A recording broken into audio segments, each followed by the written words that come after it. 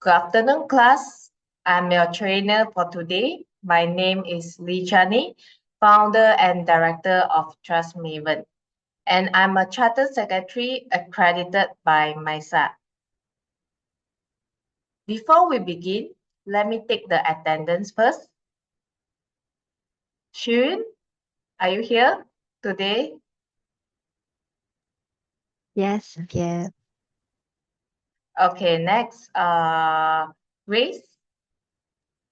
Yeah, and Next, how about Karen?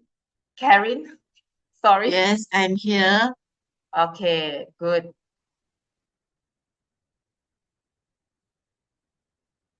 Now, I would like to briefly go through our class rules. Please always keep your phone on silent, be on time, prepare your own stationeries, always be eager and ready to learn, and keep the training room clean.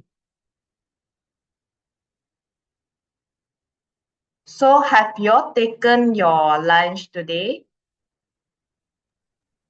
Yeah. Yes. Yeah, what have you guys taken just now? Yeah, I kari eat nasi mee. lemak just now. Nasi lemak. Okay, wow. Okay. I just had my porridge. Okay. Today is Tuesday, 25th November 2025. And this is our training date, and our training time will be from 2 p.m. to 2:30 p.m.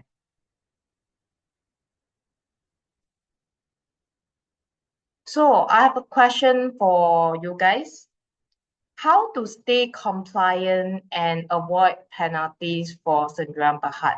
Do you guys know? Not really, no. Oh, no.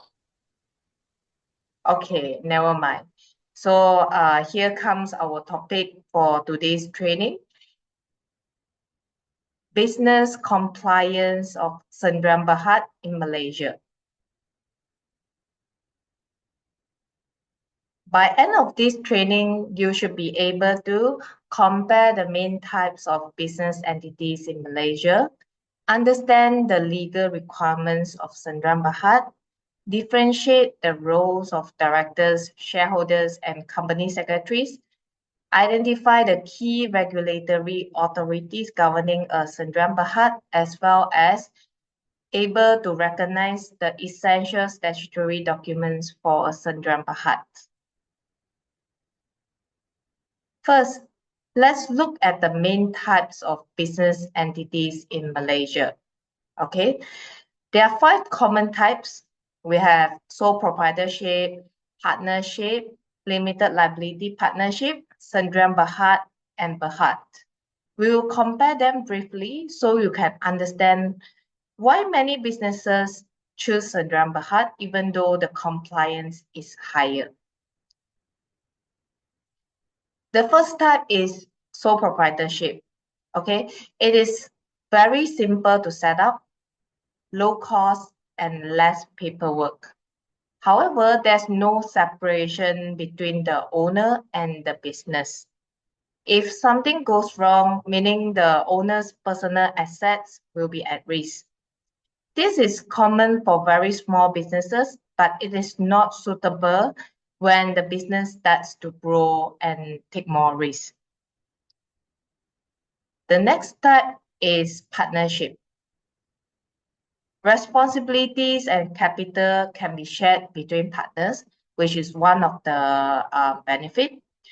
But if anything happened to one partner, and the partner's action can affect all the others, or if let's say there's any dispute, it can be messy and may affect the business. So in Malaysia, many traditional businesses start as partnership, but again, the personal liability risk is still high. Then we have the limited liability partnership, also known as, in short, LLP. It is a hybrid structure combining features of partnership and Sendirian Berhad. And of course, the partners enjoy the limited liability, which gives some protection. But it is still less commonly understood compared to Sendirian Berhad. Sometimes LLPs may face challenges when they try to raise funds or capital, because investors are more familiar with Sendirian Berhad structures. So LLP is good for some professional firms and partners, but not always the first choice for SMEs who want to grow big. Now we come to Sendirian Berhad, the main focus of today. The pros for Sendirian Berhad is, of course, it has a separate legal identity from the owners, and it is easier to raise funds, bring in investors, and scale the business. It protects the owners because liability is limited to the amount invested.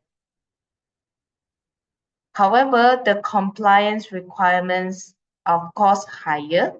There are more documents to prepare and more deadlines to meet. Many serious businesses still choose Sendirian Berhad because of the protection and growth potential. Lastly, we have Berhad. A public company has more than 50 shareholders, and it can raise capital from the public, provided it is a listed Berhad on the stock exchange, for example, Bursa Malaysia. But it is subject to heavy regulation and strict reporting requirements. So it is suitable only for large-scale operations and not for typical small SMEs. So for today's lesson, we will not go deep into Berhad. Our main focus is still Sendirian Berhad, yeah? Okay, now we move on to the legal requirements of Sendirian Berhad. We can divide this into three parts. Incorporation requirements, what you need to set up the company. Secondly, post-incorporation requirements, what you must do right after the incorporation. And thirdly, annual compliance requirements, what you must do every year to stay compliant. Okay, to incorporate a Sendirian Berhad in Malaysia, you must have at least one local resident director, at least one shareholder, at least one qualified company secretary, a registered or business address, share capital, a defined business nature, and a proposed company name that is approved by SSM. The above are the minimum requirements before the company can be formed. Okay, after the company is incorporated, there are some post-incorporation requirements. Opening a bank account under the company's name. Okay, that's one of the to do right after, usually to do right after the post incorporation. And then also when you hire your first employee, you must register as an employer with the relevant government agencies such as EPF, SOCSO, and others. Many new directors forget about this part, and later they may face issues when they want to formalize their payroll. Every year, a Sendirian Berhad must also fulfill its annual compliance requirements. For example, regardless of their status, be it is active or dormant, they have to submit the annual return, financial statements, and also file the Form C with LHDN. All these are tied to a compliance timeline with specific deadlines. If these are not done on time, the company and even the directors can face penalties or compounds. Next, we will differentiate the roles of the director, shareholder, and company secretary in a Sendirian Berhad. Many SME owners, they are confused about these roles. So it is important to understand who is responsible for what.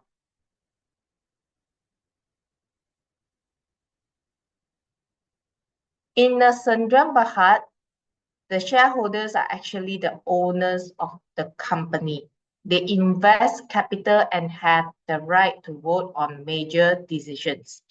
Directors are responsible for managing the company's affairs and ensuring the company complies with the law.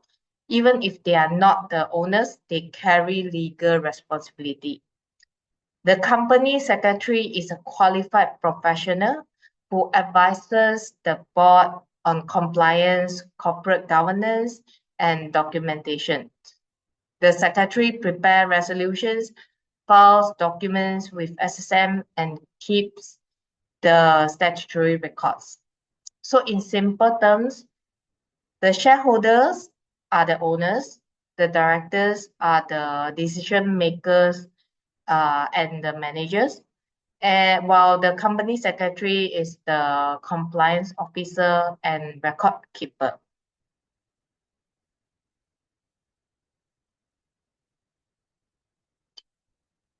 A Sendirian Berhad in Malaysia is governed by several regulatory authorities. The main one is SSM, Suruhanjaya Syarikat Malaysia, or the Companies Commission of Malaysia. In addition, depending on the business, companies may also deal with LHDN Malaysia for income tax and PCB payment, EPF, PERCASO for SOCSO and EIS for employer and employees statutory contributions. And for this lesson, our focus is mainly on SSM as the corporate regulatory for Sendirian Berhad. Finally, we will look at the essential statutory documents that every Sendirian Berhad must maintain. This includes the SSM forms in the old and new format, company resolutions and meeting minutes, statutory registers, annual returns, and financial statements. I will briefly walk you through each category.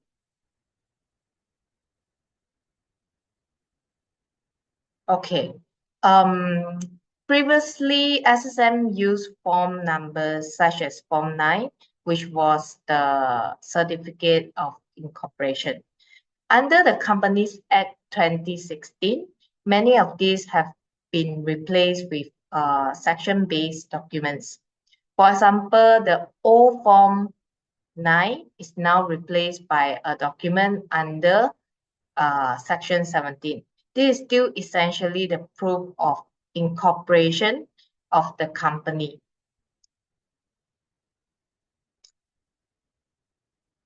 So it is very important to recognize both the old and new naming because many older documents still refer to the old forms.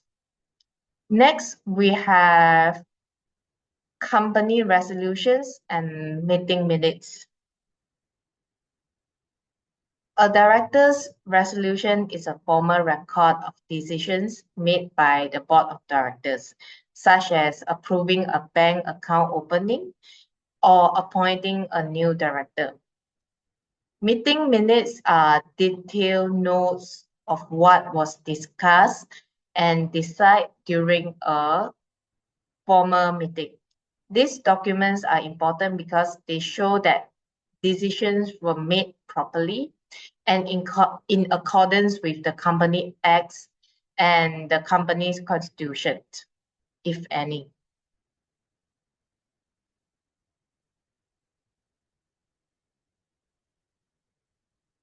So for Sdn Bhd, it also must maintain several statutory registers. For example, register of members, register of directors, register of secretaries, register of allotments, register of beneficial ownership, register of charges, register of transfer of shares, and register of substantial shareholders. All these registers are usually maintained by the company secretary and must be kept up to date because they are the official records of the company's key information.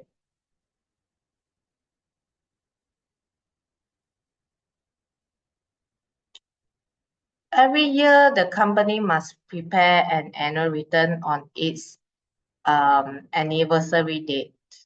Under the old practice, this was commonly called the annual return form.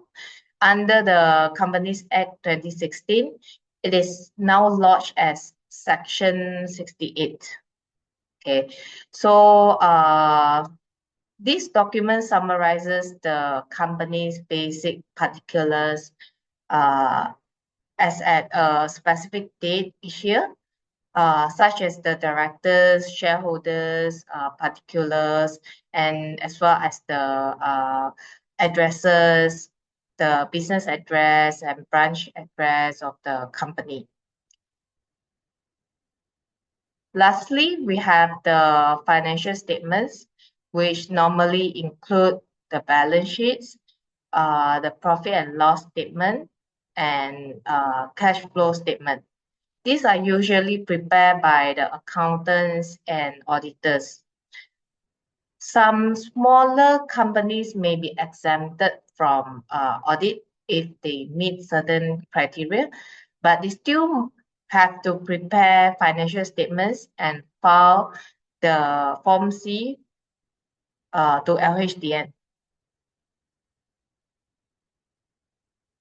Financial statements basically show the financial health of the company and are important for the directors, shareholders, banks, and authorities to know how the company is doing.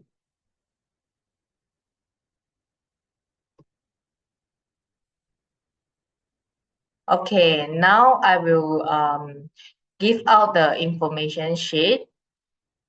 So you guys will have 5 minutes to read and check.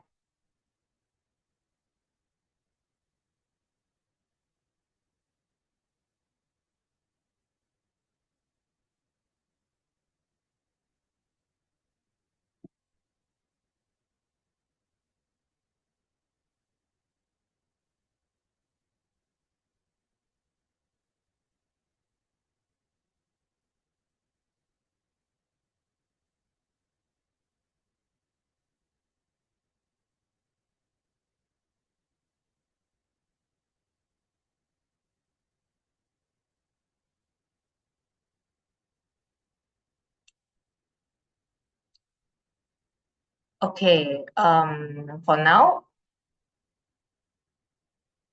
do you guys have any questions?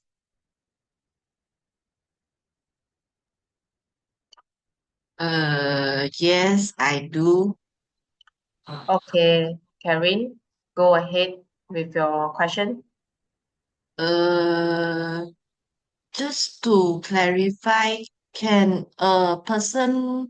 the single person to be also the director, shareholder, and also the company secretary at the same time in a particular Sdn Bhd? The answer is not really because the company secretary must be someone who is a professional qualified individual. but the director and the shareholder can be the same person. Okay, got it. Understand? Thank you. Okay. Yes, understand. Thank you. Any other questions? Shun, any question? Grace, you have Yes. question. Okay, Grace Oh, first. okay. All right. Grace first. Okay. Good afternoon. Can I know what is the most common mistake for a new Sandran Berhad owners uh make in compliance? Okay. This is a good question. Okay. Usually a lot of directors okay, the business owners, they will only focus on their company's sales, okay, their company's growth. So they will think that the compliance might be, I don't need to pay that much of attention, okay. Then they might miss out the deadline, okay, to submit the annual return, miss out the timeline to prepare their management accounts, and hence they couldn't submit the financial statements on time to SSM, as well as they will miss out the tax filing deadline to LHDN. Clear enough? Any penalty they need to pay? The penalty, definitely. If let's say they are late, then a maximum late filing fee will be up to 200 ringgit for the annual return and financial statements. Then the Thank you. SSM compounds will be, that will subject to SSM. Okay, understand. Okay. Shirin, just now you have a question, right? Yes, I have want to go back to the types of entity. Types of entity, can I know like what is the key benefit or key advantages if a person choose to set up a Sandran Berhad over a normal sole proprietorship or a normal partnership? As I shared earlier, okay, Sandran Berhad, it offers separate legal identity, and it also has limited liability protection and also better opportunities for raising funds. So if let's say compare with sole proprietorship or partnership, so the business actually ties to the owner itself. So if today anything happened to the owner, any accident or suddenly not feeling well, bedridden, and then meaning the business follow it will be ended just like that. It cannot be transferred. So when we look into, from the point of view to Sandran Berhad, if let's say anything happened to the owner, but then the business is still running because it is under the protection of the company, of the Sandran Berhad. And also the company can be sold. Yeah, the shares can be sold off. Yeah. So this makes Sandran Berhad a better option for a lot of SMEs. Okay. I understand. And then continue further from this question. Can I know like what kind of details or documents that you will need, that a person will need to set up a Sandran Berhad? Okay. A proposed company name, that is definitely a must. And then also another important point will be a local resident director. and then a shareholder. It can be individual or a corporate shareholder. Okay, and then also the company's initial share capital can be started as low as 1 ringgit. Okay, and then also to have the registered address, usually will follow the company's secretary's firm's address as the registered address. And then another one would be the company's business address where it carry out its businesses. And then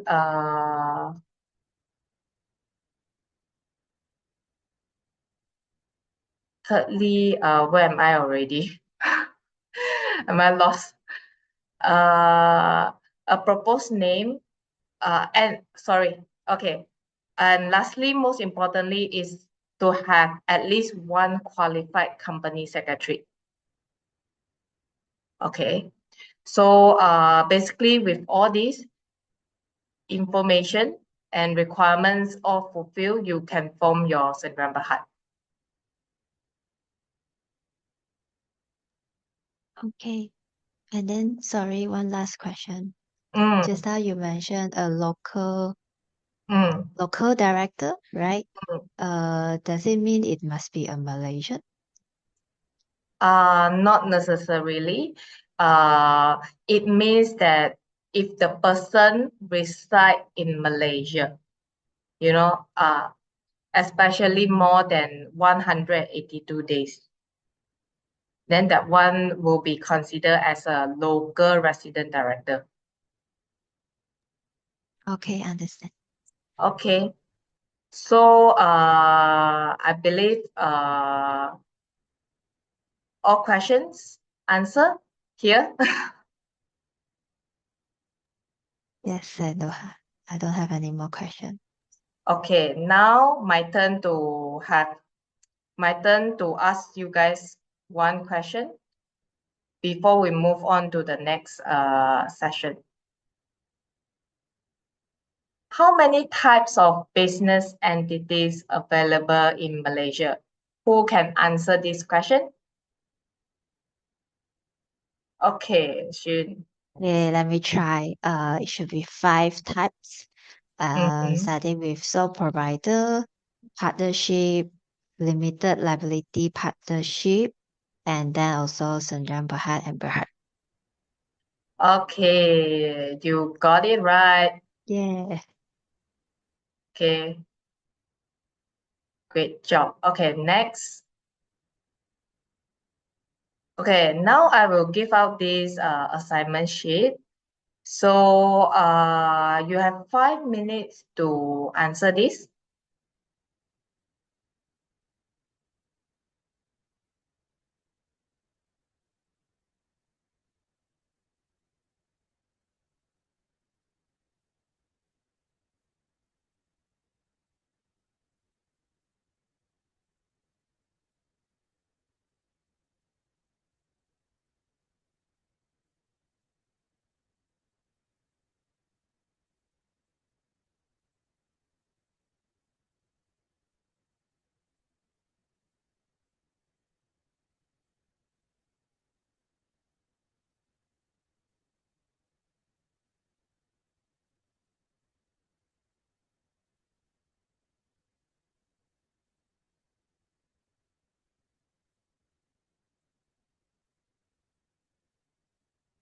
Okay, now please hand in your assignment sheet.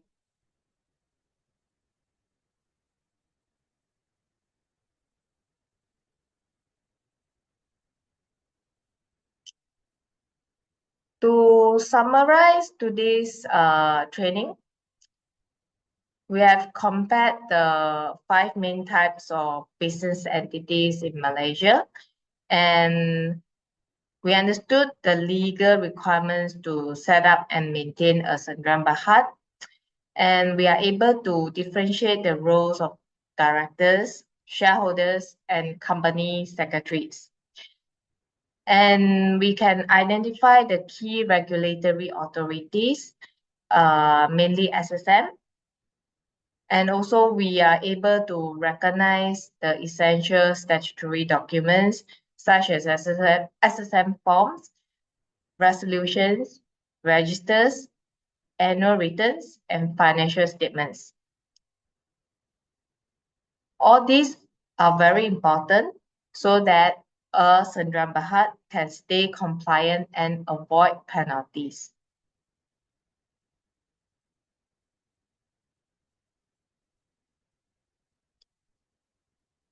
In our next topic, we will go deeper into the preparation of company resolutions. So the session will be on 12 January 2026 from 9 a.m. to 10 a.m. at classroom 1. So guys, thank you very much for today's training.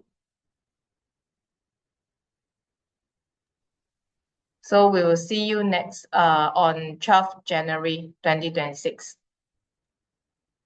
Thank you. Okay, thank you. Okay, bye. Bye bye. I